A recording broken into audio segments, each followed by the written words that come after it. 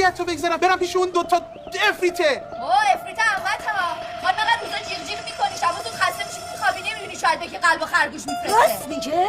قلب و زر میزنه خرگوش شد راست. ببین دارم واسه ببین رابطتو قطع کن وگرنه میام بالا انقدر پایین میکوبم تو دهنت هر کی نداره فکر کنه یه آفتابه ژل تزریق کرده. ببین جرأتشو داره بیا بالا وقت من میدونم و تو این اسپری با اون شوهر قناس. راست میگه خانم من دیدم اسپری رو میبینی یه پیش میزنه دیگه نمیبینی. غلط کرده.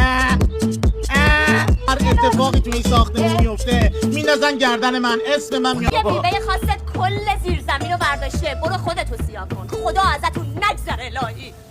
شوهر ما تو دیروز نمیتونی شلوارشو بکشه بالا. حالا با بهمن کوچیک سیگاری میچاقه بیا ببین. کله بلدی ها. آره بابا هر کی جای شوهرته بود تا حالا 10 بار خودکشی کرده بود. این بدبخت خپل میاد پیش من چیکار میکنه؟ 2 تا پوت میزنه بره آسمون. من نمیدونم اینقدر گوشی بده.